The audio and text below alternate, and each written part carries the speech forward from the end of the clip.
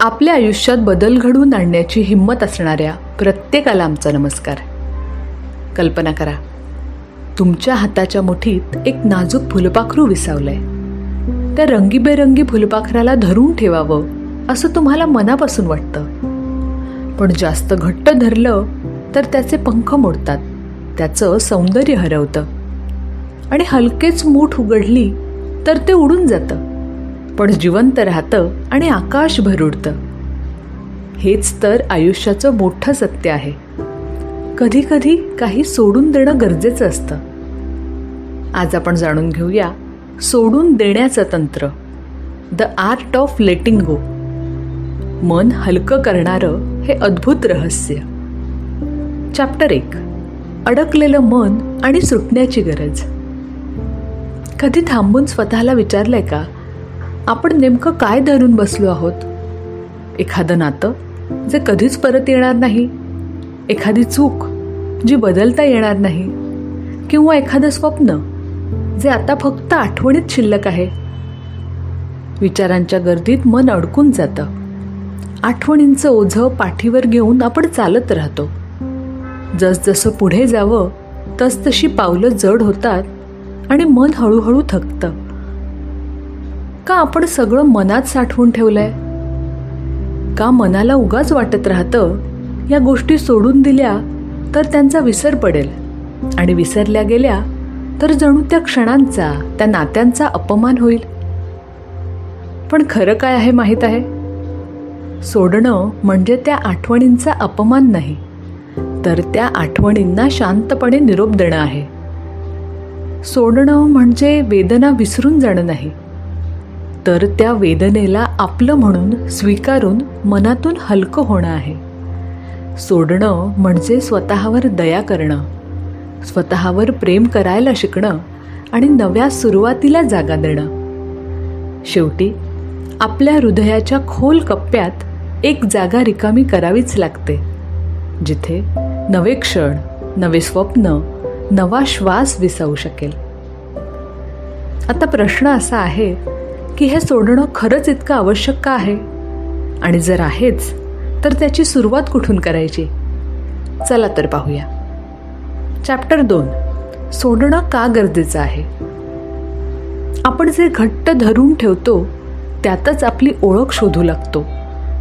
दुःख, अपमान, चूक, अपेक्षा हे सगळं आपल्याला सुरक्षित वाटू लागतं. म्हणून काही माणसं टॉक्सिक नात्यांमध्ये राहतात.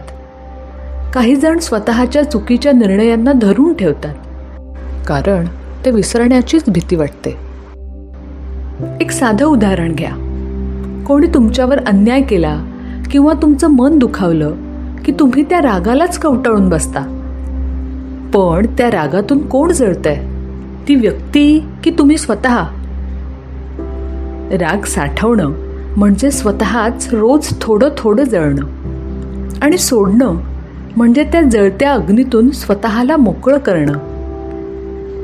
माफ करणं म्हणजे त्यांना मोकळं करणं नाही, तर स्वतःच्या मनाला श्वास घेऊ देणं. आणि हे का गरजेचं आहे?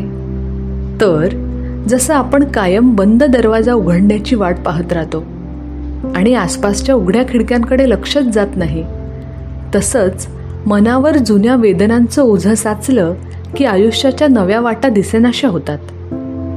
म्हणूनच सोडून देणं महत्त्वाचं, जेणेकरून मन हलकं होईल आणि पुन्हा नव्या संधी, नवी नाती, नव्या शक्यता दिसू लागतील. पण केवळ हे समजून घेतल्यानेच बदल घडतो का? नाही. त्यासाठी लागते एक नवी दृष्टी, काही सवयी आणि छोट्या छोट्या पद्धतशीर कृती. चला तर मग समजून घेऊया ही मानसिकता आणि त्यासाठीचे सोपे पण प्रभावी उपाय. चॅप्टर 3, मनाला मोकळं करण्याचे 5 टप्पे. 1. अटॅचमेंट ओळखा. काय आहे जे तुम्ही सोडू शकत नाही? कोणता विचार, व्यक्ती, घटना जी मनाच्या खोल कप्प्यात आजही जिवंत आहे? सुरुवात तिथून होते. जे दडपून ठेवलंय ते स्पष्टपणे ओळखा. मनाच्या खोल कप्प्यात लपलेलं अस्वस्थपण हळूहळू उजेडात आणा. 2. काय आपल्या नियंत्रणात आहे हे समजून घ्या. काही गोष्टी आपल्या हातात नाहीत, जसं की दुसऱ्यांचं वागणं, भूतकाळ, परिस्थिती. पण आपली प्रतिक्रिया, आपला समजूतदारपणा हे आपल्या हातात आहे. 3. विचार मोकळे करा. मनात साठलेल्या भावना, चिंता, राग हे सगळं लिहून काढा. कधीकधी केवळ लिहिल्याने मन हलकं होतं. आणि नंतर कागद फाडून टाका किंवा जाळा. 4. तिसऱ्या व्यक्तीप्रमाणे स्वतःला बघा. आपण जसं एखाद्या मित्राला शांतपणे सल्ला देतो, तसंच स्वतःकडेही पाहण्याचा प्रयत्न करा. तुमच्या भावना पहा, पण त्यात पूर्णपणे गुरफटू नका. जसं एखादा साक्षीदार पाहतो, तसं स्वतःच्या मनातल्या भावनांना फक्त लक्षात घ्या. हा दृष्टिकोन मन आणि भावना यांच्यात थोडं अंतर निर्माण करतो आणि त्या जागेतच शांततेचं बीज रोवलं जातं. 5. परिपूर्णतेपेक्षा प्रयत्न महत्त्वाचे हे लक्षात ठेवा. आपल्याला नेहमीच वाटतं की प्रत्येक गोष्ट परफेक्ट असावी, नाती, काम, स्वतःचं वागणं.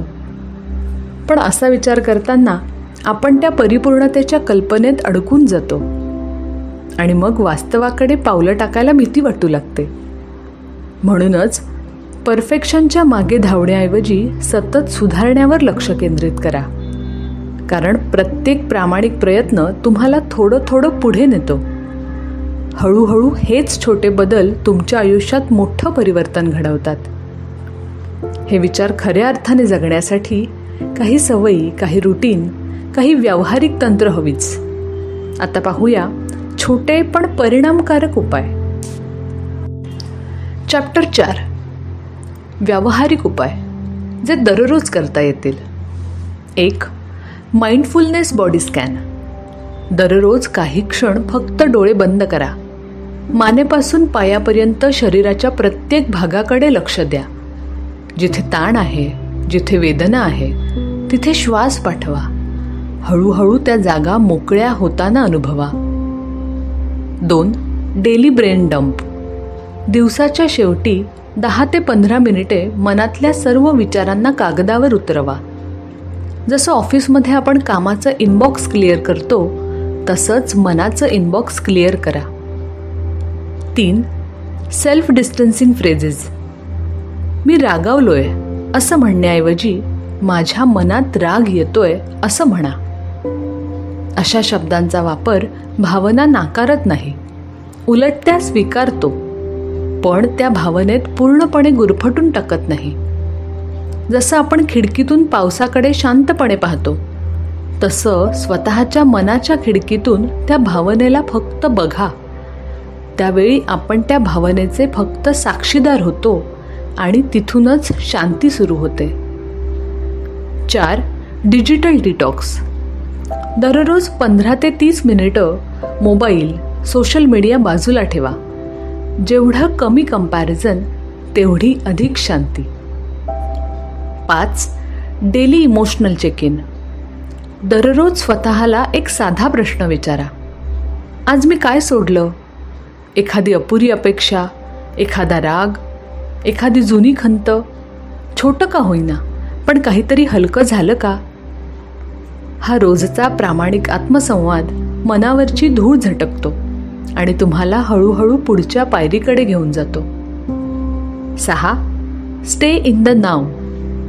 चालताना, खाताना, श्वास घेताना फक्त त्या क्षणाला पूर्णपणे जगा. भूतकाळाच्या आठवणींच्या साखळ्या आणि भविष्याच्या चिंतेचं ओझं या सगळ्या आत्ता या क्षणातच झटकून पडतात. याच क्षणात खरं मोकळेपण, शांती आणि जिवंतपण सापडतं. ही सर्व तंत्र वापरून तुम्ही हळूहळू मानसिक स्पष्टता आणि हलकं मन अनुभवाल. चॅप्टर 5. मोकळं मन म्हणजे नव्या आयुष्याची सुरुवात. सोडणं ही कमजोरी नाही. सोडणं म्हणजे ताकद. सोडणं म्हणजे परिपक्वता. सोडणं म्हणजे मी यातून बाहेर पडते ही जबाबदारी. एक दिवस तुम्ही म्हणाल, माझ्या मनाला सलणारं सगळं सोडते आहे, कारण मला शांत मनाने पुढे चालायचं आहे. त्या क्षणापासून तुम्ही खरंच मोकळे होता. तेव्हा तुम्ही फक्त काहीतरी सोडलेलं नसतं, तर स्वतःला पुन्हा सापडलेले असता. जसं फूल उमलण्यासाठी जुनी पाकळी गळून जावी लागते, तसंच मन हलकं करायला जुनं सोडावं लागतं. तर मग आज तुम्ही काय सोडून द्याल हे कमेंटमध्ये सांगा. आमचे व्हिडिओज तुम्हाला आवडत असतील तर आमच्या सकारात्मकतेचे रहस्य या चॅनलला नक्की सबस्क्राईब करा. भेटूया पुढच्या व्हिडिओमध्ये. तोपर्यंत आनंदी रहा, सकारात्मक रहा.